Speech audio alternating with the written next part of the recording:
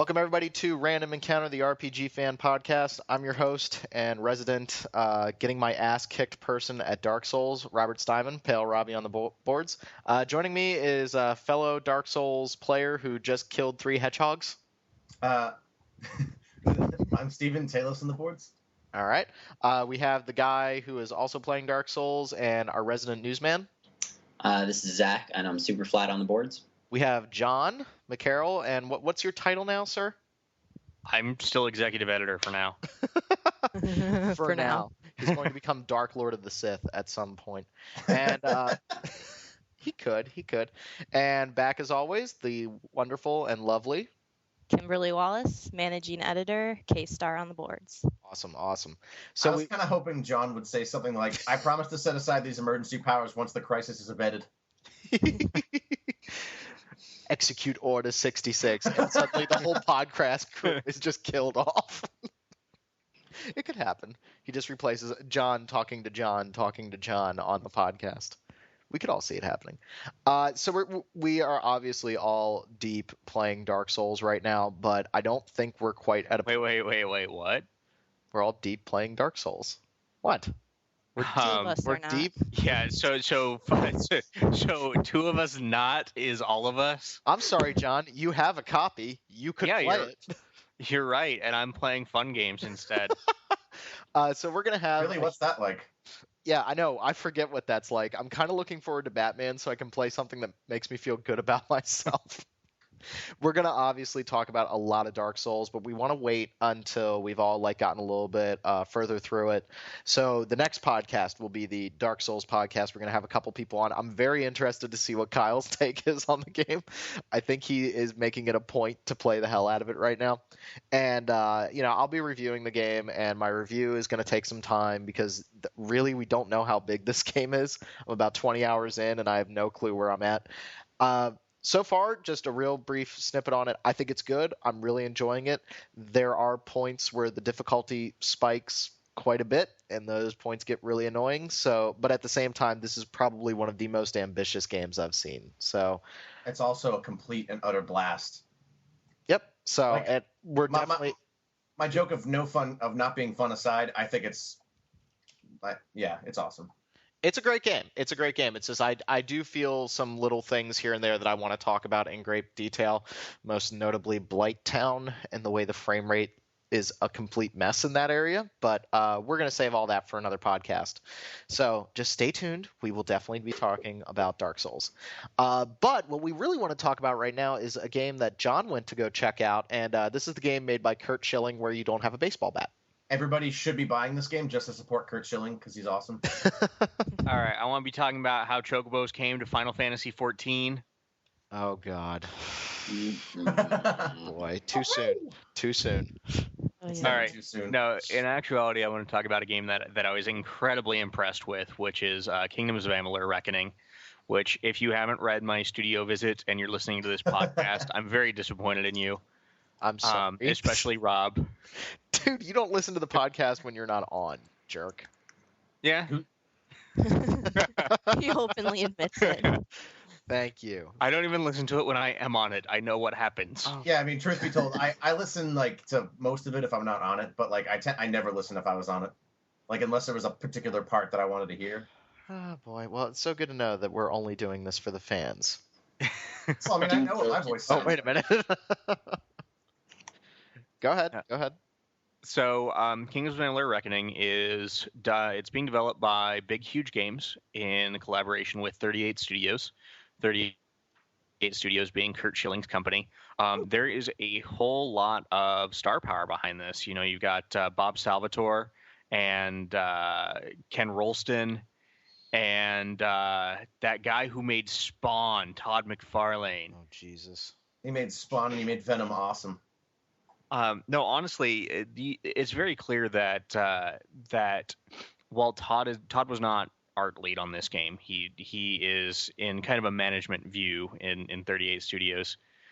Some of his influences are obvious, but a lot of when I talked to the art lead on the game, and he was like, you know what, we're not making Todd's game, but Todd's knowledge in animation and in the creation of toys. Actually, that was one of the things they mentioned was I'm a big hockey fan, and I was talking to him about the hockey figures. And he said, you know what, Todd was able to take and say, okay, look, this is how we make a 3D toy. Why isn't it made this way for 3D models? And they were able to make more fluid animation with kind of Todd's knowledge on how toys are made. It was really interesting because a lot of the times you see these developers and they've only ever worked in video games. And so getting that outside knowledge, I think, helped them significantly. That is actually really interesting. That's because I thought he was like the art lead on the game. But No, so much like how R.A. Salvatore is, he kind of created the backstory of the world. He's not the lead story design on the game. You know, these are the guys that are just kind of guiding the development of the game. But, you know, and also 38 Studios is working on an MMORPG based in this world. So it's not as if, you know, work is just being done on Reckoning. There's going to be an Amalur MMO as well. So it's interesting how things are panning out. Mm-hmm. So now this whole series started out as an iPhone game, correct? I have no idea what you're talking about. Wasn't there a Kingdoms of Amalur like iPhone game, and then they said they were going to do a main game, and then they were going to do an MMO? Or am I just getting my signals completely crossed? I have no idea what you're I talking don't think about. so, Rob. Really? The vibe I got was Google. they created the world and all the history, and then they said, okay, the games can be set within this world with these histories. Where would you like to set them? Okay, where's my Google? Okay, keep Wait, talking. no, John. there is something under GameSpot on iPhone for Amalur. Oh. Well, I think But- they said that they're going to make like an iPhone game before like the main game comes out, like as one of those promo games. Oh, wait, no, this is for a hero's guide to it. Never mind. Damn you, Roger. Okay, well maybe I'm just drunk. I seriously don't recall any sort of No, iPhone. the only thing I heard is the MMO being tied to it, but Huh. nothing previously. Yeah, they announced the MMO first. Which Okay. is I interesting. remember that. Though. So they worked on the MMO first, or Well, they? yeah, so there are two different, you know, there's 38 Studios and there's Big Huge Games. There's a 38 Studios development house in Rhode Island. They're the guys who are working on the MMO, and then Big Huge Games in Baltimore is working on Reckoning, the single player game. Mhm. And actually, you know, it's very interesting. Big Huge Games is for anyone who doesn't know, they made Rise of Nations, Rise I of remember that. Legends, and then they made Catan for Xbox Live Arcade. And that's, you know, they make strategy games. And so it was really interesting for me to get my hands on this really hardcore action RPG from this studio that was going to be shuttered because THQ didn't want them anymore. And they've turned around and they made what, based on, you know, I played maybe 8 hours of the game, has been absolutely fantastic. That's heartening. Yeah, And no, it the- really the- is. Like the concept is always the one that you hear that, you know, when they make these open world RPGs, they're like, oh, we're going to make it have awesome combat a la God of War, and, you know, but it's going to have the openness of Oblivion, and it's going to have awesome quests. But it's nice to hear that they may have actually delivered on that or are in Yeah. the process. Yeah, no, the combat is incredibly impressive. Like it's very clear that the people who are developing this game love this game, and that it's clear from on high that Kurt Schilling is like, because for anyone who's ever met Kurt Schilling at like an EverQuest event or anything like that, Kurt Schilling loves video games. Like that is his thing. He's a hardcore EverQuest player. That was what I met him at a SOE fanfare years ago. He was there to check out the new EverQuest expansion, and he is just a hardcore gamer, just as hardcore as you or I or anyone who's listening to this podcast.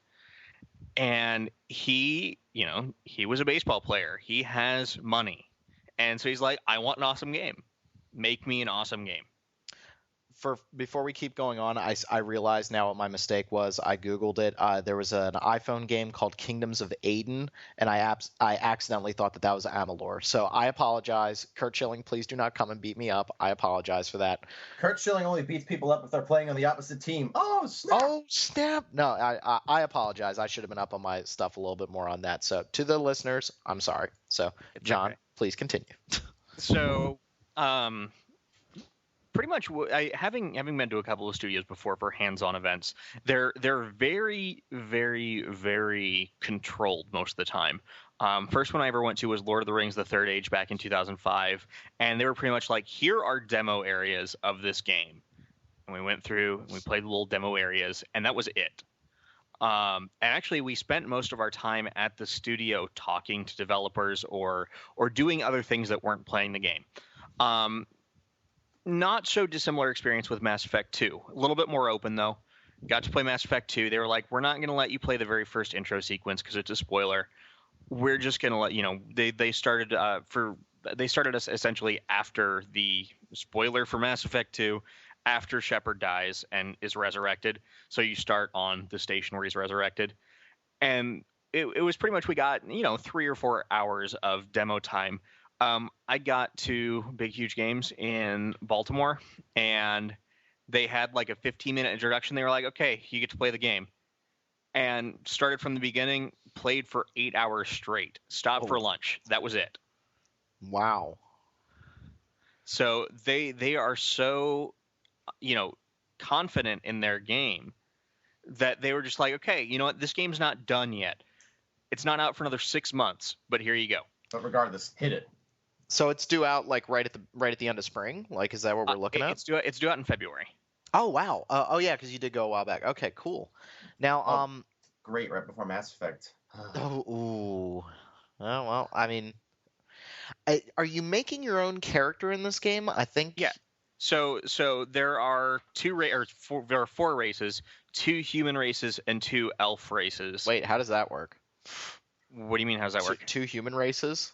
Yeah. So it's like if you've ever played a game like EverQuest where there's It's like erudites. Oh, okay. So it's like the thing in Oblivion where it's like you have the Nords, which just have big noses and they get certain pluses to cold. Yeah, okay. exactly. Okay.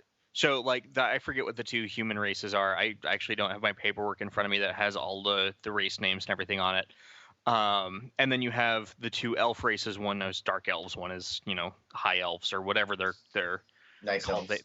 They have fantasy names here. So and you are dead. You start the game and you're dead. Huh. That sounds like Dark Souls. Yeah, it sounds a little familiar right now.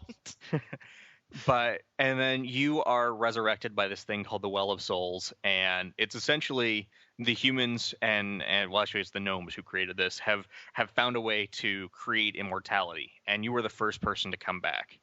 And in the world of Amalur, everyone is bound to fate. Everything that happens is fated to happen, and nothing breaks away from that, except for you, because since you died and you came back, you're not bound to fate. What a cool concept. I thought that was awesome from the first time they announced that. It's a nice way to have the story explain why you're suddenly able to, be anything you want.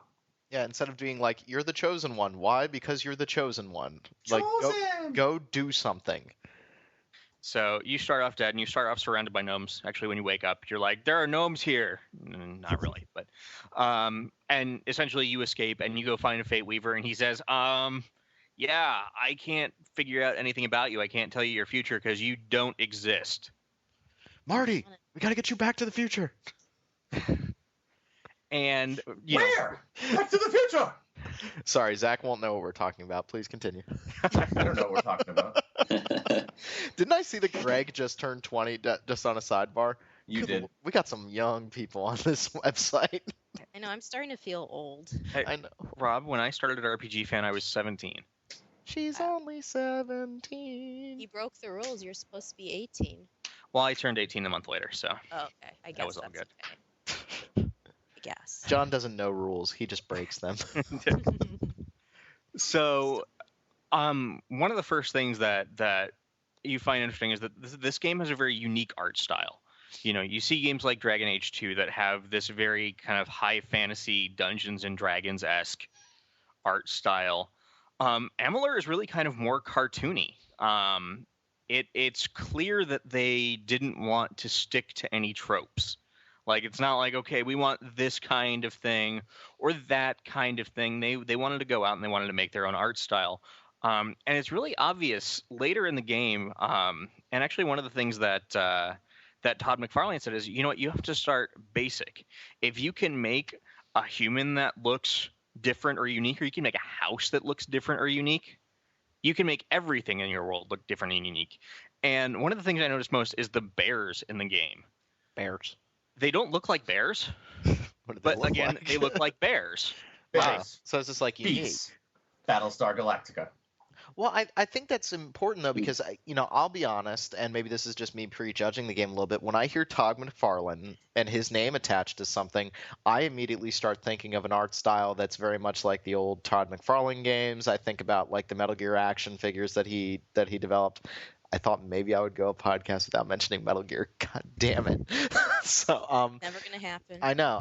But when Metal you think Gear. yeah, Metal Gear. When you think about Todd McFarlane, though, you get this real idea of the look of the game. And then I was watching the trailers for this, and I was like, if you could have told me that this was made by anybody. The last person that I would have thought in terms of art style would have been Todd McFarlane, and I think that's kind of cool. Yeah, no, it's honestly, it's quite good, and everything in the game looks very unique, and the game itself is very pretty. Like, Big Huge Games has never made a 3D game before. Technically, Catan for Xbox Live Arcade was 3D, but their last game previous to this was Rise of Legends, which was 2D. And it's really great to see that this studio is making these fantastic things. Yeah, I just want to comment on the environments and stuff because I feel like it's something that's really important. And lately, I know when I play a game where the environments are different than anything I've seen or just the character design, it pulls me in more because I'm so sick of everything being like the same or so dark or like repetitiveness and everything. And to hear that they've just decided to completely make every little aspect about it different than what you've seen before, like that's got my interest right away. I saw it at E3 and just how bright and colorful it was compared to like all these other games that are using the dark textures and everything. It feels like it's going to be such a different experience because of that. The game is not brown or gray. Yeah, that's one of the things that's really impressing me. I'm looking at the screenshots right now, and everything is somehow so clean, yet also has its own unique style and kind of interesting texture work, and there's so much color. Even in like I'm looking at this picture of it looks like an assassin stabbing some guy in the back right now, and it's in this what would normally be kind of a nondescript room, but you see like the little like etchings on the wall and the iron grates. And these little like yellow leaves kind of hanging off these trees, and it's just so interesting. It kind of reminds me of like when I first started playing Dragon Age Origins. It kind of has a little bit of an exaggerated cartoony feel, like not huge. And then with Dragon Age 2, they kind of went in the exact opposite direction. They made it look more realistic with like a slight shading on the edge of the cells to give it a slight cell shading, but nothing major. But now Amalur just looks like it's going completely balls out with that and really making it pop out of the screen. And it does a lot to help distinguish the game. I mean, everything right now looks like a deep, dark brown shooter. And to have something that pops out of the screen, I think is really cool. It's a different way of going about art style. And again, you wouldn't have expected it from Todd McFarlane. It's quite amazing. So once you're done, you create your character. So I had Dorf. Dorf is a human with a mohawk and mutton chops. Dusseldorf. What is with you and mutton chops, dude? Okay, Does he have mutton chops?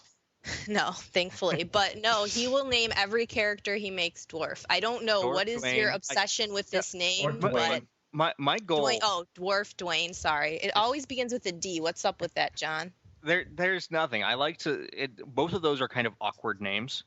My goal, whenever I play an RPG where I can create a character, is to make the goofiest character I can. Yeah, and it's in contrast to me where I try to make my characters all pretty and like I'll spend all this time making my character like look decent and I'm running around with him and it's like Well, like I had a chance to play a little tiny bit of White Knight Chronicles 2. And my character. Oh, that character is ugly. My character is 4'9", 170 pounds. One of his eyes is halfway closed, and the face was like deformed. It was like slanted or something. Like it. Yeah, John, no. You must have had a field day with the Oblivion character creator. Oh God.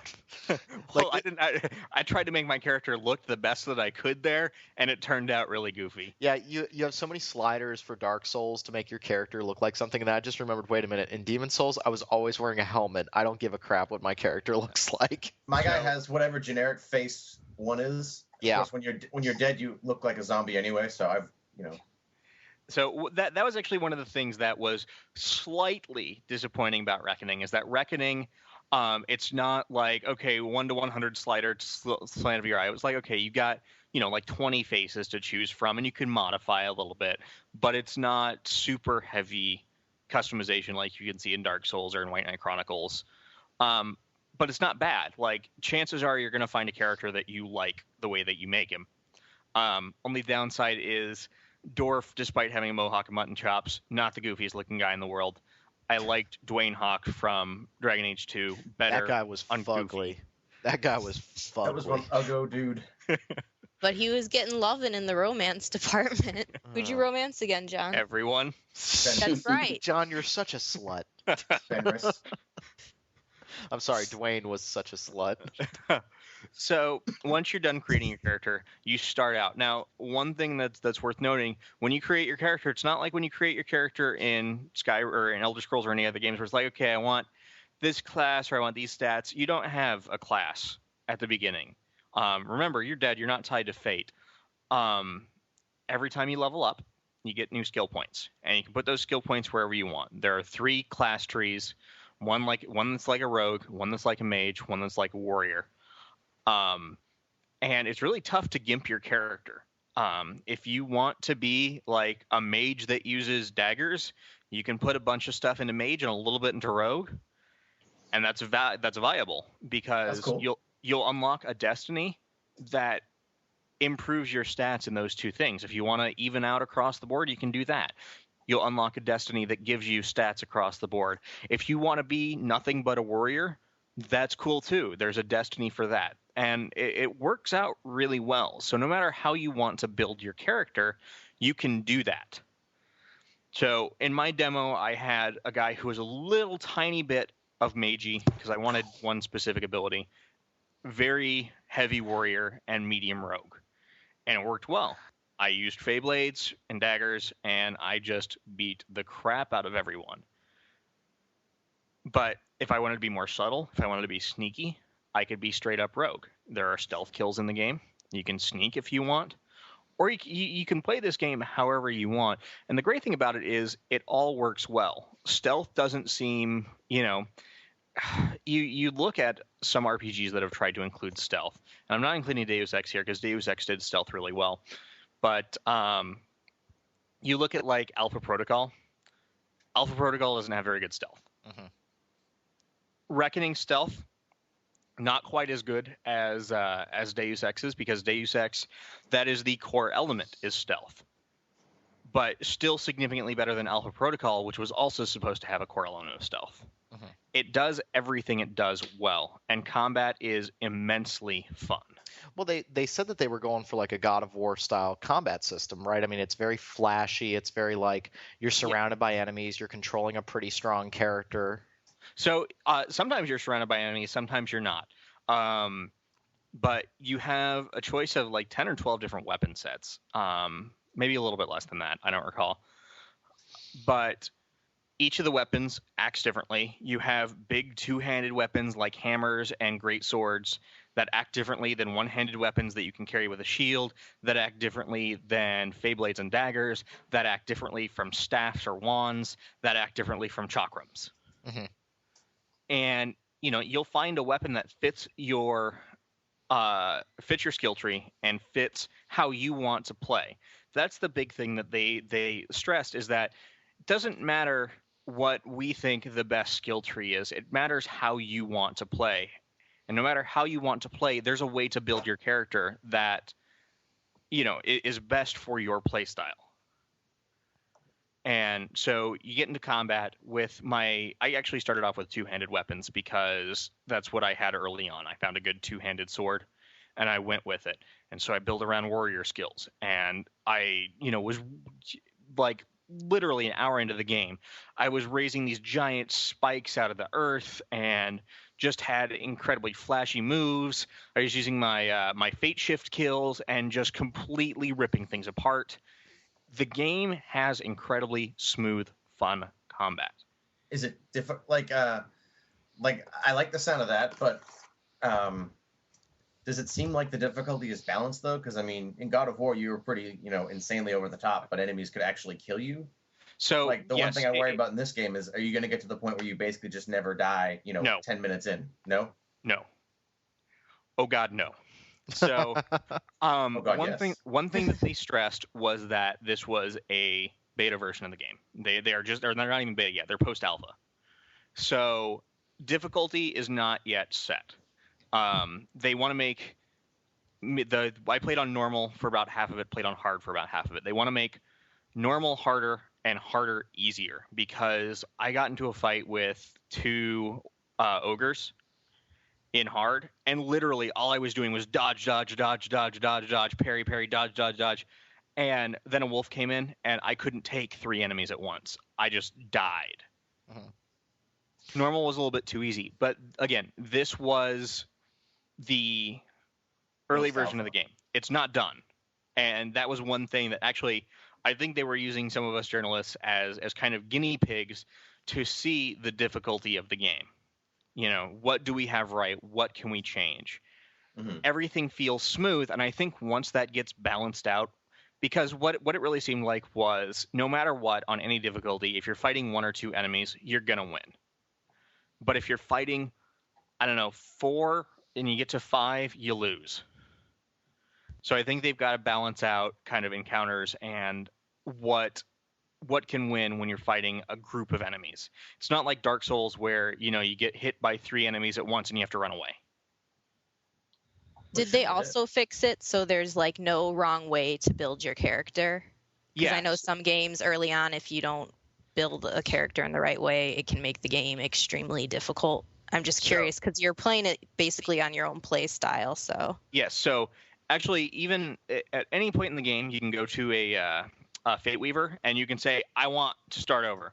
And they'll refund you all your skill points. It costs a relatively small amount. I assume that it works. I only respec once, but I assume that it works like World of Warcraft, where every time you respec, it gets a little bit more expensive. Mm-hmm. But no, if you find what you put your points into doesn't work for you, you can totally respec. But there was never any point where I was like, wow, that skill sucks. I don't know why anyone would put points into that. See, that's good. So I actually have a couple of questions. Is there blocking and or is it just like a dodge move? No, there's blocking, and actually the block system has a parry system built into it. So if you block at the right time, you parry and counterattack. Okay, cool. And then when you say skills, I had 2 questions. One was, I guess they're kind of similar. How does the magic system work? So if you're a melee character, do you get like special melee moves? Yes, so every character has magic. This game doesn't have classes. So your magic as a mage, you can wield a wand no matter what you are. Okay. You can do whatever you want. If you want to have a guy who wields a great sword and a wand, you can do that. The skills work pretty similarly. In the skill trees everywhere, there are skills that for each class that any of them could be magic. The warrior's first spell, and I'm doing air quotes even though you can't see me, is raising giant spikes from the ground. That could easily be done by a mage, but the way that it's set up is that's a spell for the warrior classes. Okay. So the mages get spells. There's spells and skills, but spells and skills are really kind of interspersed. It's not like, you have Dragon Age where, okay, I'm a warrior. Warriors get this class of skills. They use a different type of, mana. It's all built in. So if you want to go directly from casting spells to using warrior skills or whatever, it's all built together. Okay. Sounds cool to me. When you get spells, are they mapped to like the buttons on the pad or like? I think one of them is you can map one of them directly to a face button, and then the rest are hold RT or LT. I don't remember which. And then it's all the face buttons that are different spells. Okay. So not so dissimilar from Dragon Age 2, and it works well. There was never a point where I was like, oh, I didn't want to use that and I used this or whatever. Definitely sounds like you're interested in the title. I am incredibly impressed. I was somewhat interested. I really like big, huge games for their strategy stuff. And honestly, that was where most of my want for the game came from, not because of Ari Salvatore or Todd McFarlane or Ken Rolston or Kurt Schilling or anything like that. It was because, I really like big, huge games. I appreciate that they saved one of my favorite strategy developers from falling to the wayside. And at E3 is when I really kind of had my interest peaked. It was like, this looks really good. And when I had a chance to go to Baltimore and actually get my hands on it, it's a game that I want to do incredibly well because it is a top quality game. And it's a game that will appeal to anyone and everyone. If you don't want to play around with the parry system, you don't want to play around with the dodge system, you can build a character that's not focused on that, and you can play kind of more of the RPG stuff. The dialogue is set up in such where if you want to know everything about this world, you can go around, talk to everyone. If you don't, you can just go directly to the top dialogue option, and you go and you're done with that character. Cool. Well, so the game comes out. Oh, Steelers just scored again. Okay. So the game comes out in February? February. I don't remember the exact day, but it's in February. Cool. All right. Well, we're definitely going to check it out. And, I'm excited for it. I definitely want a good RPG. I want to add one thing real quick. Yeah, sure. And actually read my article about this. The one thing that struck me immediately, and it made the developers laugh because they were watching me as I did this. When I got to the first village in the game, I killed a chicken, and it made a really funny noise. I was like, And so I go and killed another chicken, and it made a different noise. And so I go around and I murder every single chicken in this first starting hub village, and every single chicken makes a different sound when I kill it. And I go, if they have paid this much attention to chicken death sounds, they've done a good job. And people say I'm the sadist. Sigh. So now at the release date of February, do we think that could be dangerous with Mass Effect 3, or do you think that this game's going to stand up enough on its own? I think that it can stand on its own. There's always danger when, games go up against each other that are in similar genres. But I hope and that this game does well because it deserves to do well. And I think it helps that it's almost, a full month before Mass Effect 3 comes out. Yeah. So, people have time to play Amalur and then go on to Mass Effect 3. Sure. All right. I won't have time for, eating, but I suppose, yeah. We won't have time for fun, but whatever. All right. So, what is the next thing that we have to talk about here? We have Persona? Shin Megami Tensei Persona. I face out, I hold up, reach out to Oh, boy. What? I like Persona. This is a JRPG I like, guys. I like it. Kimberly and I both played Innocent Sin, the recent... Yes, we did. And it's a very interesting game because you're looking at a full price re-release of a game that was originally released in Japan 12 years ago. Mm-hmm. And you know what? I actually really enjoyed significant parts of Innocent Sin. Yeah, I like same the story. Here. I like the characters. I like the demon negotiation in the game. I hated the demon negotiation. Yeah, I've never liked that. It's like, do you like red bonbons? I like red bonbons. Well, yeah, they always make such a big deal over how it's a feature, and I just feel like it's this annoying guesswork you have to do before you can get somebody to join. That's how I feel too, Steven. Exactly. In an Innocent Sin, the problem is that it takes such a long time to demon negotiate that. And none of the tactics, it's like every game. What you use for one monster might not work again because the answers always change, even though you're going to get the same questions. And yeah, there's no skill involved, and there's nothing in the game that says these demons. Later on in in later games, it was this guy likes that or something like that. See, I disagree. I think Innocent Sin was one of the first that really says, because it gives you the class of the demons. Okay, this demon, the very first time you talk to that demon, you don't know. But it's this demon is angry, and this demon is, angry and whatever. It gives you up to 3 traits. And the thing that I found most interesting about Innocent Sins is that you can combine characters. It's like, okay, I want these 2 characters to talk to that demon. And because of that, I found that there was a little bit more strategy to it than it was in, you look at the more simplistic versions in like Strange Journey or Shin Megami Tensei 3. Mm-hmm. And it really is. Do you like bonbons? Yes, I like bonbons. Yay, let's have a party. Give me an elixir. I hate you. Well, but also there's like they'll start asking you questions and the answers always change up. So what is your and quest? People are like, ooh, ah, gah, gah, and yeah, and then you get attacked. The problem is if you screw up, you get attacked, and the attacks are kind of brutal. But Innocent Sin is actually pretty easy compared to a lot of Shin Megami Tensei games. So there is actual demon negotiation in Innocent Sin? Yes, it's a big part. Okay. The problem where it wears out its welcome is because you have this high random encounter rate. That's really, and I know people have been angry that it gets brought up, but I think when you're putting something back on the market for full retail and your encounter rate is so high that it almost, like for me, it made the game not as fun. I was really digging on the story and characters. I thought that I played it and I was like, oh my gosh, why was writing like so many years ago so good in this game? Like I couldn't believe how the dialogue was just on, the story, the characters, everything. Well, they did also retranslate it though.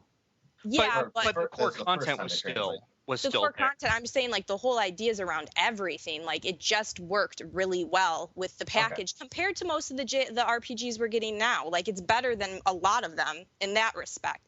Then you get these high random encounter rates, and the battle system is just sluggish. Like if you're negotiating, it takes a while. Like each battle takes a while. You're going around dungeons that are very maze-like and have dead ends, and you're backtracking a lot. There's one dungeon, and it's the air shelter that everybody brings up because the point of it is that you go around in circles like 3 or 4 times. I can't remember what, but before the game goes, oh, haha, it was a dead, like, that's not the way out. But it's forcing you to grind and grind and grind, and you're going only, like, you get out of a battle, and then almost immediately you're in the next. And, like, you can't figure out where you're going because you're getting distracted by these long battles. It's very frustrating if you don't have the patience for it. And it's not like Nocturne or Strange Journey in that you want to go and fight because you need to level up.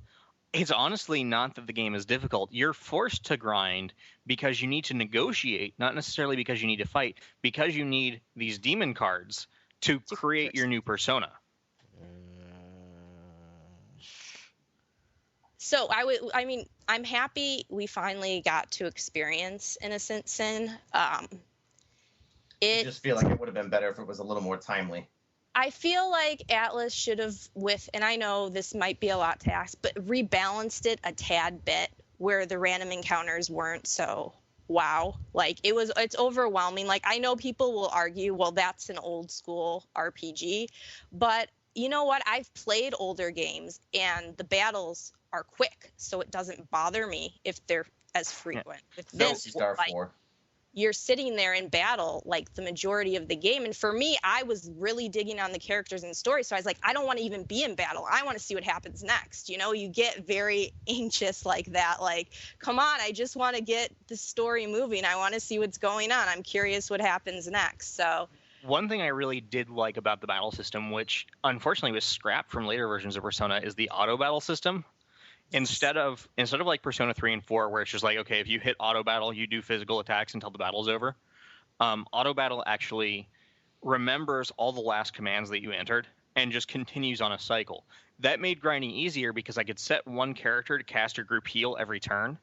Yep. And literally just hit auto battle and then go play something else or read or go to the bathroom or whatever. But I shouldn't have to do that. I was gonna say it's good that they have that, but it sucks that you have to do that. Yeah, that's the big thing is, well, if I need to grind because I'm dying in one hit, it's the thing that frustrates me is that it's not that the game is difficult. There are lots of Shin Megami Tensei games that are difficult and are great because they require you to use strategy to win. there was never really any point where I was like, oh man, I need to use this hardcore strategy against this boss or even against this random encounter. It was, well, my attacks aren't doing enough damage. It was like playing Phantasy Star 2 where you had to fight over and over and over because the enemies would kill you if you didn't. It wasn't, oh, if I make a bad decision, I'll die. It was, I'll die if I'm not leveled up enough. And that on top of the random encounter rate was kind of frustrating. The game wasn't difficult, it was just tedious. Not making me happy, John. Well, but you're being honest. You're being honest. I'm being honest. And you know what? I am ragging hardcore on these elements of the game, but I like the experience. It's a slightly above average game if it's released today, I've played lots of RPGs that I don't like on the DS and the PSP, I look at stuff like Glory of Heracles or, I really didn't like Infinite Space. I know that a lot of people did. I would rather play Persona 2 Innocent Sin than that because it's got the characters. It's got elements of the battle system that I like. And you know what? It's very clear that it was very ahead of its time when it was released. Exactly. Like when I played it, I couldn't believe that this came out, was it 12 years ago? Yeah. Now we're at, yeah. Like it felt like such a fresh concept in the sense of it all, and it way ahead of its time. But then you take steps backwards with the battle system. Yeah. I mean, if you're a die-hard Persona fan, you have to play it. Like, even if everybody told me going into it, because I reviewed it early, but even going through it all, someone told me, oh, the random encounter rate is high, I still would have bought the game because I love the Persona series, and it's something I would want to experience. Playing it, though, the actual experience was great for the story and characters, but when you get down to it, it was just real. Like, you have to be patient. If you're not, and I will tell everybody right away that I lack patience, because when I'm really digging on something, like I said, I want to keep moving along the story, and I like good pacing. When pacing, is awful or gets, not that the story was badly paced, but when everything just gets stalled because of that, because you're spending so much time in battle, and the dungeons themselves aren't very fascinating to begin with, because you have to remember it's 12 years ago. Yeah, it's an old game. It's an old game. So, I mean, I think you have to prepare yourself for that experience going into it. And I think if you play it, like, remember, me and John, when we played it, we were reviewing it, so we had to play quickly through it, right? If I had if I'd played it and had time to take breaks in between where I didn't feel like I had to constantly be in battle, I don't think it would have had such a wear and tear on me, which I took into account when I was, writing the review and stuff. I think it's one of those games you have to play almost in spurts. I couldn't see myself staying logged into it for like 5 hours at a time. No way, no how. After about an hour, 2 hours, the battles would wear on me, and I had to take a break from it. So do we think that maybe if they released this as a budget title instead of a full-priced game, we might have been a little kinder to it? You might have been able to look at it as this is a game that wasn't released in America, we want to play it, but at the same time we're taking into account that it is a 12-year-old game. One of the things that I always consider is the price point of a title. It's not often that an RPG gets released at a budget price point. Right. I mean, because you're getting a lot of content. Yeah, but when it does, you get games like Torchlight. Torchlight would have been a great game at full price. I know that you don't like Torchlight, Rob, but I like Torchlight. It's just I feel like it is very much a budget title. I would have had, if that game was $50-$60, I don't know. I have to agree with Rob. There's a lot of content in Torchlight, but it's not like super mega polished content. It's a good game. I mean, at $20, that's it's an awesome arcade game. I would be very happy. But if I went out and spent $60 on it, I would have expected more polish and a little less of the whole totally randomization thing. Okay. Yeah, but my point still stands that at its price point, it's a spectacular game, and I think that Innocent Sin would have been better released at a different price point, but there is a market out there for the people that love this kind of game. Neil was the one who reviewed the Persona 1 re-release for PSP for us. I have no doubt in my mind, Neil actually reviewed the PS1 import, and he gave it like a 94 or 96 or something like that. I have a feeling he'd give the exact same score to this re-release. but he gave a 90 to Persona 1 PSP. I would have given like a 55 to Persona 1 PSP because that's a game that is completely ruined by how archaic it is and how unmodified it was in its PSP release. Yeah, and then the problem is that then you have the fans that the second that they start changing things, people will start Like getting the upset. soundtrack. Yeah, Whenever exactly. they changed the soundtrack in Persona 1, I mean, they were like exploding with anger over that. And it's like, dude, the original soundtrack was pretty average. But the people that are interested in this niche title that is coming from 2 generations past. Well, but I think there's a difference there. Like, I enjoy Japanese RPGs. I And- do too. But there are different levels of what you're willing to ignore. And I think maybe even if I were playing this when I was still in college, if I were playing this game 4 years ago, because I had the extra time and because I had the extra, I think I was better suited to play a game like this because I didn't feel like I was losing valuable time. Whereas when I play it now, I'm like, I don't want to do this battle. Why not give me an accelerated course of action? And it's not like Innocent Sin is a long game. Innocent Sin is actually fairly short. Huh. So it's frustrating when for a Japanese RPG, there's a caveat. They're fairly short in that it's a Japanese RPG, but you spend most of that time in battle, not doing fun stuff. Yeah. Speaking of length, and then I think this might be a good cutoff point, and we can move on to news. Speaking of length, remember how I said I think I'm almost done Dark Souls? Mm-hmm. I started flipping through the official strategy guide, which, by the way, just want to make note to the listeners that the official strategy guide says that if I buy this strategy guide, I will learn how to complete every side quest in Deus Ex Human Revolution, which I found kind of funny. It's a little weird. Somebody wasn't editing correctly. But, yeah, Oops. I'm nowhere near done this game. Really? I am nowhere near done this game. Is that area you made it to just really big, or are there more after that? There's a lot more after that. That is awesome. I love, Starting to feel overwhelmed now. I'll No admit, way. Dark Souls it's an overwhelming game. I mean, this is a holy god. Like Dark Souls is not a game you play to relax. no, It's a game you play when you want to have an experience. yeah, it is not. There is no relaxation in my apartment right now when I'm playing Dark Souls. I take issue with people saying that means it's not fun, because I have a blast playing Dark Souls. Oh, Well, yeah. doesn't it get your like adrenaline pumping Oh, and stuff yeah. when you're I in these have- battles? it's Like I exciting, like- love that about games. I haven't had sweaty palms playing a video game since I beat like Bowser and Mario Brothers 3. Yeah, I mean, you're fighting some, there have been certain fights that I've been in where I'm sitting there going, oh my god, if I make one mistake, I'm going to die. Yeah, and it's not fun when you make that mistake. And I just realized that although I thought it was an optional enemy, I'm going to have to go kill the ceaseless discharge. Uh-oh. I don't know. I think the most interesting thing about that is it's not even the fights that make me kind of like on edge. I walked into an area and the name came up and it was Valley of the Drakes. And I was like, no, thank you. Turn around. You're like, Rush to the area. Text is enough. You've seen two Drakes up to that point, and they're both basically like, you touch me, I'm going to kill you. Yeah, I'm going to mess you up, boy. You guys And are the gonna thing have, is, you guys are gonna have a podcast all about this game. I know. So I think we'll John's cutting you off. talk about it. John, I want you to play it a little bit. I do. Just a little. He played it a little. I played like half an hour of it. Did you get out of the Undead Asylum? No. Okay. So- the game, when I first played, I honestly didn't enjoy it for the first like 45 minutes because Yeah, Steven, don't I ha- was surprised don't when you were have any commenting on it. you don't have any resources. You have a crappy sword, you have no armor, you have nothing. no clue You have where no- to go. Yeah, that's the thing is you have no bearings, so you're like, where the hell do I go? Everywhere is hostile.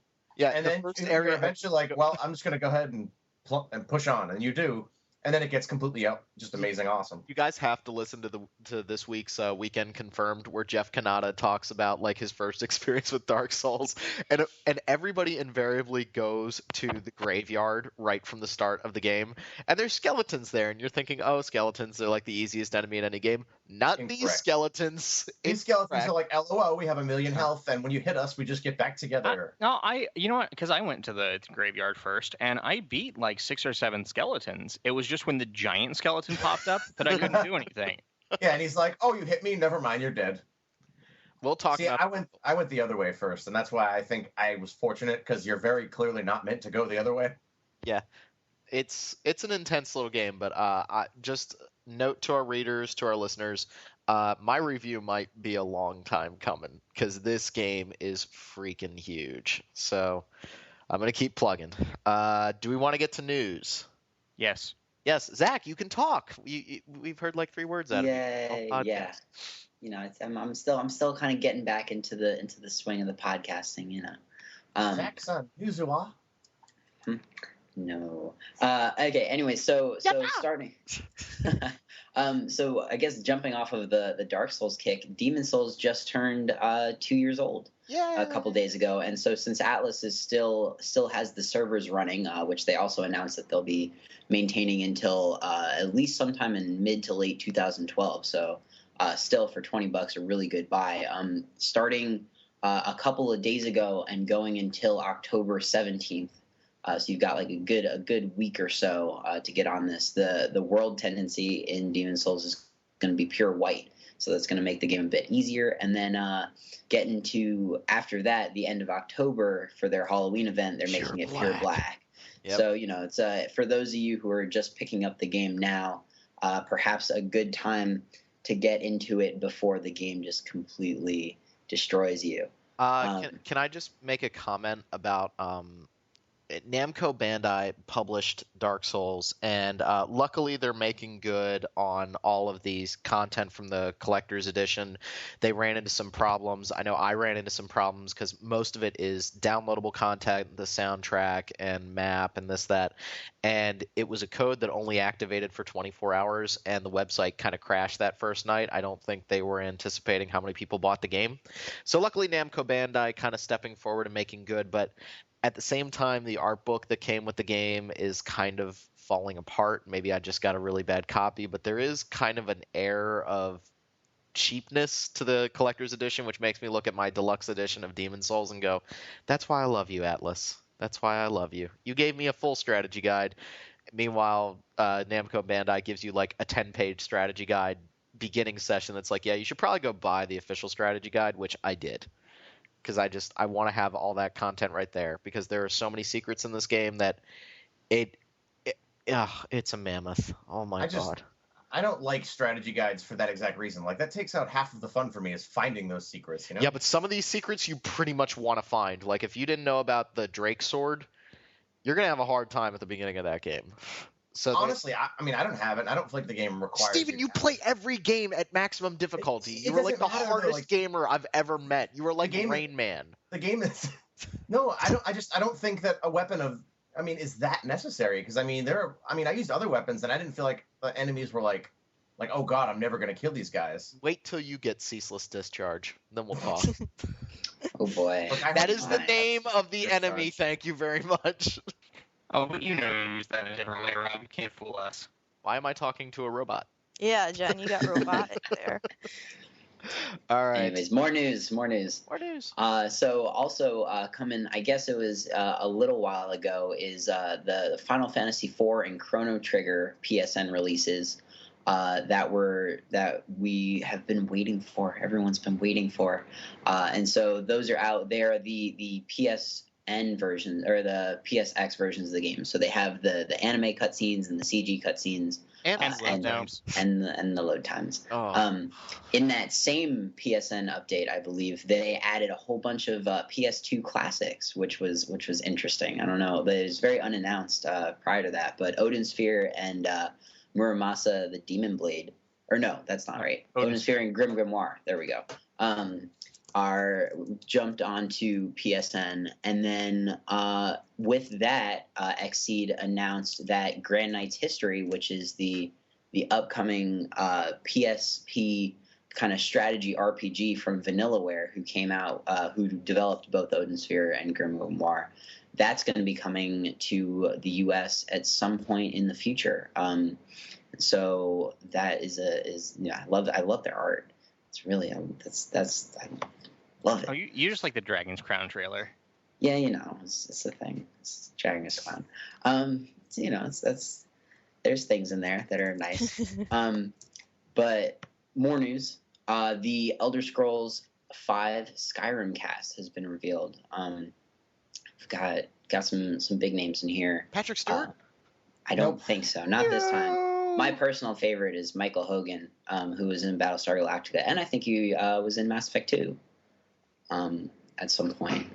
But yeah, so if you wanna check out the cast for Skyrim, take a look on the site, and then just comment on the boards. Tell us what you think. Am I the only one who's not that excited for Skyrim right now? Yes. All right. I was really excited for it. A, and then I saw Amalur, and B, Dark Souls. You can be excited for both Skyrim and Antler. The fact of the matter is They're come out spaced out almost enough. 4 months apart. Yeah. But I feel like that one of them is going to scratch the same itch. I just No, I don't know. I don't like Sky. I think that Skyrim in standard Bethesda style is going to be very, very much more open than Reckoning. Sure. Now, that's not to say that Reckoning is not open. You go and it's quest hubs, and it almost feels MMO-esque the way that quests are set up and the way that it sends you out into the world. But there's little in Reckoning where it's like, oh yeah, let's go and explore.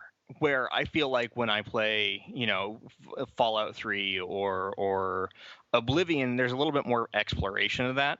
Now, to be fair, there are lots of similar elements between the games, but I don't think that they are, it's not like it's not like Oblivion and Fallout 3 scratching the same itch. I just think for me, it's again the problem that I've talked about before. It's the generic fantasy setting, and I watched that 45-minute demo from E3. Like, they finally released the full thing in HD, and I'm just watching it, and I'm like, yeah, it's Oblivion 2. Okay, I'm going to enjoy this. I think it'd be a different experience if you actually were like sitting there playing it, because I know when we were at E3, John was the one who went and saw Skyrim, and he walked out of that just like, oh my god, this game's going to be awesome. Like, the reaction from it was, he's like, this is the best game I've seen at the show. Like, it takes a little bit to impress John, so. No, that's true. He is the cynic, and I like that. It is different playing it than watching, because I watch a lot of stuff too, and I'll see stuff and I'll be like, oh, that doesn't really look that good. And from shows like that, but there's such a different experience playing it. So. And not plus my version of the demo. No, you said the E3 demo. I'm sorry, I'm thinking of the QuakeCon, because I was going to say the version that I saw didn't have a whole bunch of people yelling and screaming Kill the horse. mundane actions. Kill the deer, kill the deer. But I think the other problem, and again, I don't want to compare it to Dark Souls, but that's kind of what everyone's comparing it to. Like, which game are you going to get? And it's like, okay, they're completely different. They're completely exactly. It seems they're like radically a bad different. comparison. But I think the problem is that I love the Dark Souls combat so much, and that's my thing. Like, I'm going to get Dark Skyrim Souls, and enjoy it. Dark Souls is all combat, though. Right, exactly. You're not, like, you talk to certain people, but it's not as big as, like, hey, can you go talk to my cousin, and then you're going to find out about, like, some, I don't know, cheating love affair, and you have to decide who to side with. Like, that's what makes Skyrim important to me, but so far, all they've really shown off is the combat. And they've shown up some of the character interactions, but not enough to make me remember that, oh, that's what I love about these games, are the character interactions. See, I hated the character interactions in Oblivion, because I just thought every story was just so tedious and generic, and the writing But they're was writing bad. Okay, the Dark Brotherhood was awesome, and their writing massively improved with Fallout 3, and so I'm excited to see from a writing perspective, but it's just every time they show the game, it's always the combat, and I'm like, I'm not playing this game for combat. It's kind of the same thing I would say with, like, Deus Ex, where I'm not really interested in playing the game running around gunning people down. I'm interested in talking with people, with sneaking around, with doing this and that. That's the part I really want to see a Skyrim, and I'm sure it's there. I know it's there. I just haven't seen it. I feel like they're trying to market it to a different audience. One, it's still going to be, very Bethesda-ish, but I feel like they're trying to show the more casual mainstream crowd, hey, check this game out, it's a fantasy action game. Yeah, let's be honest. And if they could find a weapon with a scope, they'd show that to you in night vision in Skyrim. And they flat out said they took out stats. All you have now are skills, and I don't know how that's going to play out, because the stats were kind of pointless. But I am getting a very, like, we're trying to streamline the game, and I know every one of those in that series has been fairly different. but they've never significantly cut out a portion of the game, and that's why I'm a little skeptical. Well, not to go off track here, but I mean, how much of a game? There's been so much debate over this recently that trailers are starting to show too much of games, and people, when they get to play the game, aren't taken by surprise by anything anymore. Like, they've prepared for it, whatever. I mean, you have the option not to watch it, but maybe it is a good thing that they haven't been releasing much other than the combat, because you kind of now don't know what you're walking into in terms of story. That's a good point. No, it's definitely a good point. I barely watch the videos they've released because I don't want to know. Yeah, I mean, I'm definitely, I shouldn't say I'm not excited for it. I guess I don't care about the parts that they've showed us, if that makes sense. I care about the deeper stuff. You know, they're talking about, you know, you can still turn into a vampire, and that's the stuff. I'm a vampire. Like, that's the stuff I want to see out of Skyrim. But at the same time, that's very, very hard to demo. It's very hard to demo like a full quest and make you interested. So they're going to show off the combat. They're going to show off what they consider to be the meat and potatoes. So don't want to talk too much more about it. But, you know, 11/11/11, it's coming. Hopefully I'll be done Dark Souls by then. So soon. Woo. Yeah. Where's the time going? I can't believe it's October. Ha. Oh my God. And the holidays, everything. Oh my gosh. And Arkham City comes out in a week. Oh shit. That's actually what I was talking about when people are complaining about trailers showing too much. Yeah, they're not showing anything for that game, like hardly anything. Like, they've showed one boss fight, and they had that big spoiler of a trailer that caused all this. Oh really? I missed it. I haven't watched anything from that game other than it's got a big city now, and I loved the first one. That's about all I know about that one. I'm excited for it. That's more news. Yep. Sorry, Jack. Sorry. No. So one thing that is reminding me that despite the amount of new releases coming out, I really missed out on a solid summer season for games is the Witcher 2 2.0 patch that came out about a week ago now. And so for anyone who hasn't played it yet, this is the version to download. It has a new tutorial, new arena. Still isn't that great. Did you try that out, Rob? I did, and I still think the tutorial wasn't that great, and I think the menu interface is actually worse now.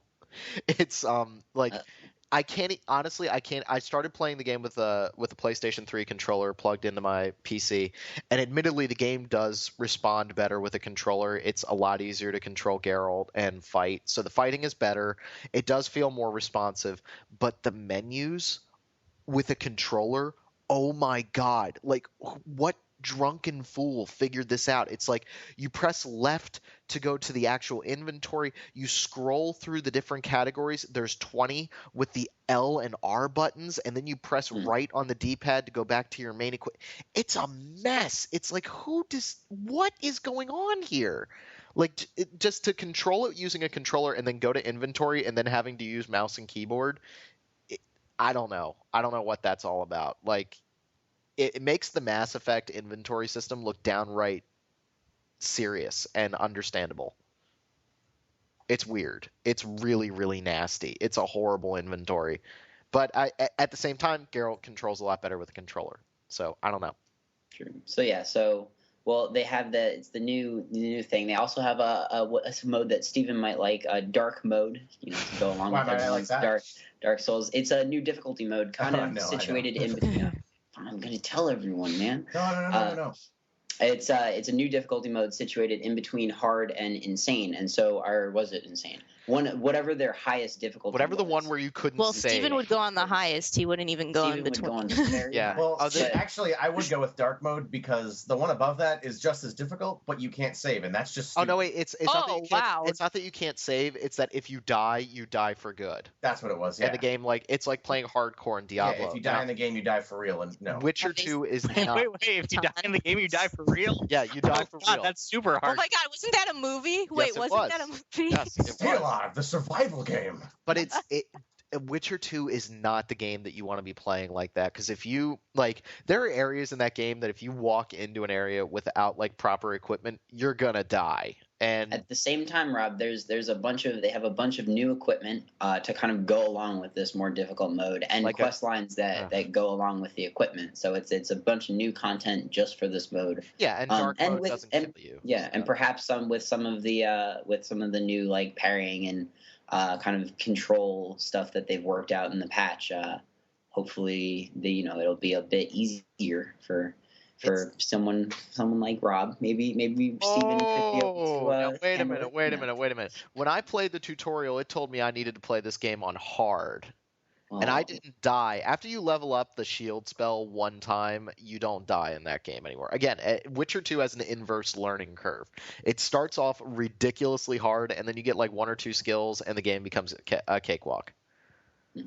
But yeah, so hopefully, we'll see. I'm interested to see if any of the mods that people have made, that in some of them which balance out the difficulty curve, that actually makes it a little bit harder as you go instead of easier. But if the mods will be compatible with this, but I suppose we'll hear about that soon. Anyways, here's a game that is a game kind of Final Fantasy 14 Chocobos. I suppose we touched on this earlier, but now there are Chocobos, and now there are more areas, and that game is still broken. That's going to fix everything. Chocobos fix everything. They do. I mean, Chocobos and airships. I am a little bit odd. I don't understand why they weren't there to begin with. That's sort of. That's the thing is Final Fantasy 11 launched with Chocobos and airships, and we're a year in. Yeah, but remember how they announced Final Fantasy 14 and we're all like, oh, it's going to come out in like 3 years. That's pretty cool. And then it was like, no, we're going to beta test in 6 months. It's like, what? Yeah. You guys sure about that? Do you guys think they will ever rush an MMO ever again? I don't think Square Enix will make an MMO ever again. Yeah. Dragon Quest X. Oh, no, good. Yeah. We'll see how that does. Granted, that's been in development for a long time now. Awful idea.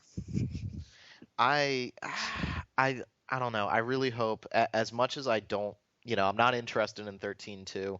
I really hope that Square Enix gets their act together a little bit and starts being the Square Enix that we know they can be, and I shudder to think about what that will be in the year 2011, 2012, but I just want him to get it together. Like, it's not funny anymore. You can't just dump huge production values on everything and expect it to be a good game. Yeah, it was funny at first. It was kind of funny to see, like, Final Fantasy 13 and, all the debacle over the shoestring dungeons and this, that. But now it's gotten a little sad. It's gotten a little sad, and I want to see the Square Enix that was making things like Brave Fencer Musashi or just, like, crazy games that you just never would have expected, but they were fun in their own little ways. Final Fantasy 9. Final Fantasy 9. I know a lot of people hate it, but we love it here. I mean, the story goes to absolute hell, but what are you going to do? It's a Final Fantasy game. It wouldn't be a Final Fantasy game if the story... Rob, you know what's going to save them? Kingdom Hearts 3. Yes. It's going to save me, that's for sure. We'll see. And I think I just broke Demon Souls. Oh, yeah. I fell through the world at one point. Yeah. I got attacked by one of those tree monsters, and he grabbed me and started biting me. And I died, but now I'm stuck in a position where my shield is over my face. Quit the game. Make sure you don't turn off the game. Quit out. Like, hit start, go to quit game, and then start it up again, and you'll die and you'll respawn. I had that happen to me too. But I can't because I can't hit start. Oh. I can just move the camera around and watch. Make sure it's not saving. Make sure the game's not saving and turn it off, and then come back and you'll die and everything will be okay. But Rob, if you didn't have faith in the Final Fantasy series before, perhaps some pre-order bonuses might what is this all?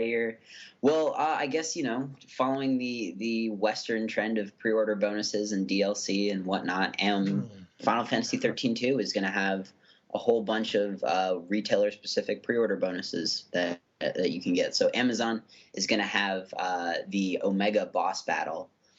Which was just released a little while ago in the game, when you bought it. Yeah, it was just announced for Japan as post-release DLC, he's gonna be Omega. He's gonna shoot some lasers at you, but then he's considering that they have the whole monster party member system thing going on. He's gonna join your party after you beat him. GameStop is gonna have alternative costumes, and then Best Buy is going to have a Final Fantasy 13 Episode 1 novella, which is a hardcover book that will link 13 and 13-2. So, in case you want to do all Japanese RPG sequels feel the need to incorporate some stupid monster recruiting mechanic that I don't want to use because I want actual characters in my party. Because God hates you. Like Tales of Symphonia 2 did that, and that game was cool because you could just not use monsters. But Wait. I totally disagree. Because you started with the words, that game was cool. the game was cool. Whoa. I don't think we can be friends anymore. Silence. Hey guys, can we like wrap up because I'm taking the There's girl. so much news. Rob. I'm sorry, but like the girlfriend and I are going kayaking, and I want to leave in a few minutes. Kayaking is for You're up squares. to run for this round. All right. So Well, let's make this hardcore. We got like 3 news stories left. Let's just So- bust through. Okay. Phantasy Star Online 2 delayed until 2012. Shocker. Next, Ni no Kuni PS3. So, I mean, it was announced that it was coming out in America a little while ago, I think, but now it's going to be known as Ni no Kuni Wrath of the White Witch. Does it come with a giant book? No, actually, it doesn't. Damn. The giant book is going to be digital only on the PS3 version. Oh, at least that's something. it'll Yeah, be you in know. the game, I guess. When we're getting the game, Rob. Yeah, no, That's I enough. know.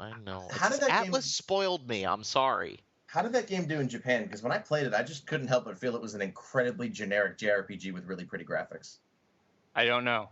Like I've I heard wanted to really see how good it- things about it, but I mean, I know Derek got the Japanese import of the DS version. Cool. I'll have to check that out at some point. But yeah, and then one of the last for the day, Dead Island gets a movie. Based on the trailer. Hopefully, that trailer was really good. No, it is based on the trailer. They've Yeah. actually said that. Really? Okay, so go figure. Yeah, so it's we'll see what happens then, but I can't imagine that it'll be coming out anytime soon. They have named the producers though, so Sean Daniel, who produced The Mummy and Dazed and Confused and Stefan Sonnenfeld. So those are real people, unlike Uwe Boll. So hopefully, because movies based off video games always turn out so well. don't you know it? Mortal Kombat 1 is still perfectly watchable. It's classic. And Raul Julia as M. Bison was awesome. Of course. And Jean-Claude Rob. Van Damme. Mother, you're alive. Too bad you will Must die. No, my favorite line is, see, to you, that was the most meaningful day of your life. To me, it was Tuesday. I'm sorry. Raul Julia, his last movie ever. I miss him so much. All right, so is that it? That is it. Good. All right, so I Good. think we're good. Coming up after the regular show, we have an interview with Mr. Fitch about Tides of Destiny. Yes. Yes, Adam Yes. Fitch from Natsume. All right, and we're so definitely stick around and listen to that. Obviously, next time we will have Dark Souls. I'm afraid to turn on my PlayStation 3 after reading through the strategy guide and seeing how much more I have to do. It's becoming Kayak your frustrations away. it's becoming a job, guys. This game has gotten into my mind. It's Stockholm syndrome. It really is. This is Stockholm syndrome. The game. Okay, so I'm gonna go play some more Dark Souls. Someone kill me. But I thought you were going kayaking. Yeah, I'm going to go kayaking first. For John, for Steven, for Zach, and for Kim, thank you very much for listening to the show. Make sure to subscribe to us on iTunes through the RSS feed. Give us some feedback. I have started Shadow Hearts. I've gotten a few hours into it, and I'm really liking it so far. It's bizarre, here. it's zany, but I like it, and I found a copy of Covenant, so I have games to play. Awesome. Covenant's so good. Yep, I had to travel all the way to another EB in Pennsylvania to pick one up. So I had to go on a spree to find it, but I got it.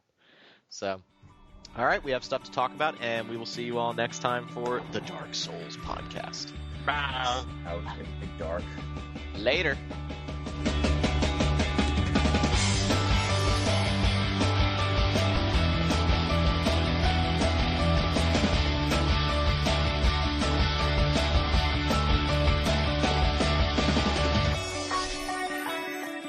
Welcome, everybody, to another interview here at Random Encounter, the RPG fan podcast. I'm your host, Robert Steinman, Pale Robbie on the boards. Joining me today, we have the podcast regular and man of many titles. This is John McCarroll, executive editor, and I am Keeper X on our forums. All right, and then we have fresh from Natsume, localization editor Adam Fitch. Hello. Wow. So, Adam, what are you here to talk to us about today? I'm here to talk to you about a fantastic new title we have, Rune Factory Oceans. for PlayStation 3 and Wii. Oh, isn't it? Should we start? Isn't it Tides of Destiny in the U.S.? Oh, Yeah, that's good enough. Now we've just made our Japanese cred perfect, so we can just go with yeah, that. Rune Factory Tides of Destiny. Okay, cool. So John, I will hand you the first question. Well, first, let's have Adam give us an overview. All of our Rune Factory and Harvest Moon standbys here at RPG Fan couldn't be here for this podcast, so Kimberly and Derek are off doing other things. So we'll leave this up to Adam. Can you give us a little bit of a background on Rune Factory, both as a series and what's coming new in Tides of Destiny? Sure. Well, the Rune Factory series is kind of like the Harvest Moon series, except it's got more of an adventure RPG type of feel. And so it's like Harvest Moon, maybe for the Japanese RPG set, Okay. which is, and it's got like, for example, in Harvest Moon, you'll just be kind of a generic character, and this one in Rune Factory games, you're always like a specific character with specific dialogue. You're not a silent protagonist, so it's basically Harvest Moon, adding a fantasy RPG, Japanese RPG element to it, and a cool little story to add to it. The other cool thing is it's got a consistent world, so if you play Rune Factory 1, 2, 3, and the other Rune Factory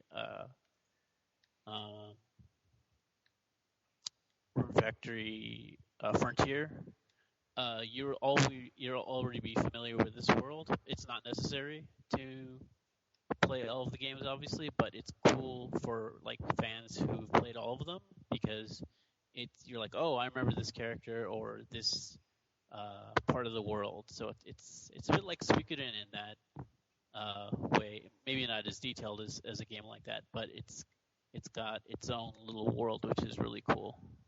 Well, That sounds great. Yeah. Why don't you give us we know that we have two main characters sharing a body in this first Rune Factory. Can you tell us a little bit about Aiden and Sonia? Sure. So Aiden, so they're childhood friends, and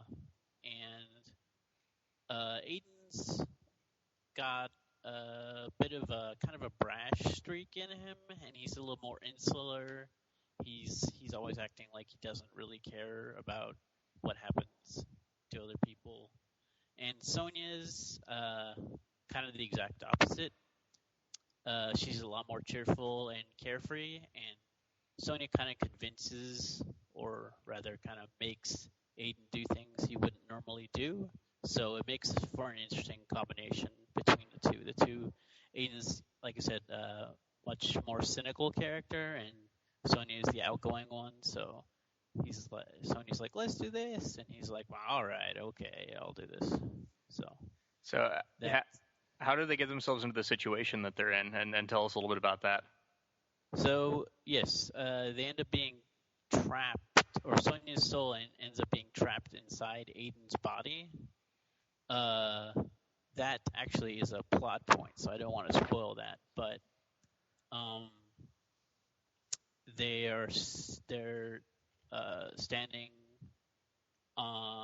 in the middle of the island that they live on, and they notice something weird is going on in the little pond that they live in, and then all of a sudden Sonia's soul is inside Aiden's body, and they're like, what's going on?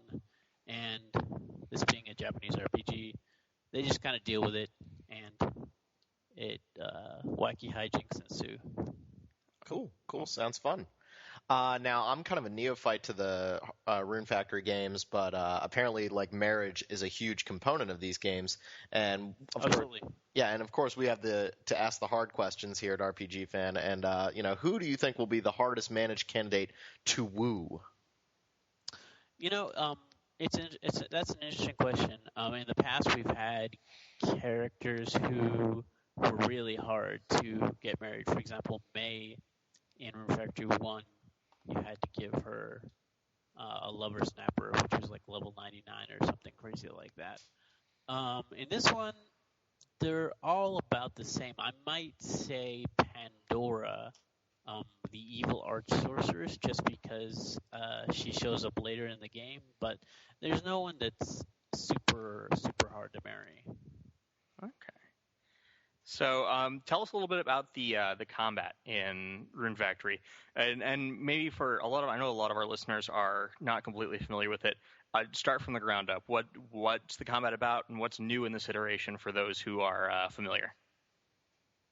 So it's a third-person view type of combat, kind of like a Kingdom Hearts type of thing, and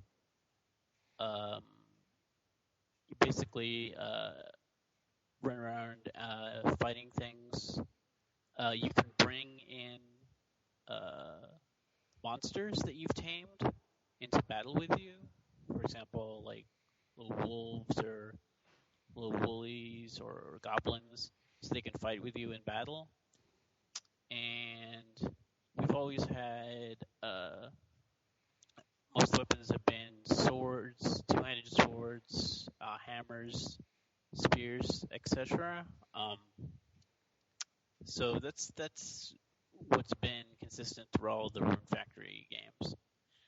The differences in this game is there's two new weapon types. The dual blades. The dual blades actually they appeared in Rune Factory 3, but this is the first time in one of the console versions of the game, and they're actually really good for beginners because they tend to kill things a lot faster, and they're a good beginner weapon for people who aren't sure maybe how to handle the more finesse weapons. So I would recommend if you're just starting the game to pick the dual blades, and then katanas, which is kind of the exact opposite of the blades. It takes kind of a while to get used to the katana, and it's a more skill-based weapon. So those are the two main differences. Also, the other difference in this game is the battles are a lot more fast-paced than in Rune Factory Frontier. So it's you'll be finished fighting a lot faster than you have been in the previous Rune Factory title. Okay. Well, we've heard from Kimberly and Derek that there's going to be a crafting system in the game. Absolutely, yeah. So can you tell us a little bit about the crafting system, how it'll affect your success, and the different types of items you can make? Sure, absolutely. Crafting and cooking have always been a big part of the Rune Factory series. From the very start, from the very first game. And basically mastering cooking and crafting and making weapons, making accessories, that's the kind of the key to getting the best items to use in the game. You can find items along the way in dungeons or when you get them from requests from people, but the best items you'll have to make yourself. And you get the ingredients to use those from the monsters you beat in the game, and then you go back home and you have them. You can have your own forge and crafting stations built in your house. So you just go home and you learn the recipes from the different villagers, and you get. The more and more you use them, the higher and higher level recipes you'll learn. So it's really essential to become really good at crafting and cooking. And also, when you're going into battle, the best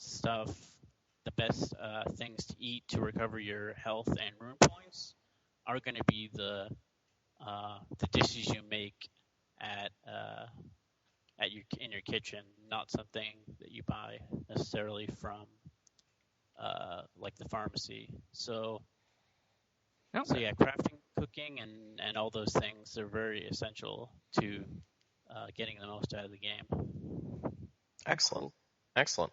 So we've talked a lot on the podcast about JRPGs and the state of the JRPG where we are right now. And so the question becomes, what does Tides of Destiny bring to the JRPG right now? Like, how does it push the genre forward? What kind of things does it do that'll maybe bring the fans back a little bit who are more focused on Western style games right now? I think there's definitely a Japanese feel to the characters and story. Even though it's been localized in English, the characters and story definitely have a kind of certain Japanese zaniness about them that's kind of quintessentially you find in the Japanese RPGs. There's a very interesting character who's a priest in the game. I won't go into details, but you probably wouldn't find him in an American RPG. And there's let me think of some other things. Basically, the whole kind of polish that you find in a Japanese RPG that I love. It definitely feels like they spend a lot of time on the characters and story and the whole island and the whole world. Basically, it seems like Japanese developers love to have attention to detail, even if maybe 1 out of 100 people will find that kind of detail. They seem to love to put in that kind of detail to the game. Like I said, referring back to other games, there's a lot of references to other games and things like that. So I think also as far as the dating aspect goes, there's kind of I don't know if moe is the right word. I don't really like that word, but there's definitely kind of a girl in the game and a guy in the game for everybody. So if you like the glasses kind of girl, there's that. If you like the kind of shy, withdrawn type, there's that one. So All right, cool. that kind of brings. What's up? No. Go ahead. Sorry, I didn't mean to interrupt. Yeah, no. Yeah, so there's that aspect to it. So yeah, there's definitely a marriageable candidate for everybody in this game. Excellent. Well, I think we just got one last question because we're coming up on time here. What's your personal favorite feature in Tides of Destiny, and why are you excited for the fans to see that? Personally, my favorite feature is the giant golem you use, Ymir. You were asking about kind of how this game has to do with Japanese RPGs, and I think Ymir, the giant golem, is kind of a perfect example. You get on him and control him kind of like a giant robot or giant Godzilla type thing that you'd see in a Japanese type game. You wouldn't really see it in a Western developed game, and he's definitely born from the giant robots and giant monsters you'll find a lot in Japanese media. So, and you get to explore all over the world with him. And the other thing that I'm excited about is this is a whole new part of the Rune Factory universe. The island that it takes place on, Feneth Island. They all take place in the same universe, but there's going to be a lot of references to other places and characters that fans have encountered in previous Rune Factory games, and maybe a few of those characters will be coming back in this game. So that's another reason to check it out. That sounds great. So Rune Factory Tides of Destiny is for both Wii and PS3, and Yes. By the time you hear this, the game should be out, and you should be able to get it in your hands Yes. immediately. Yes. Awesome. Adam, thank you so much for coming on to the podcast, man. Really appreciate it. No problem. All right. Always appreciate it. All right. Thank you very much, sir.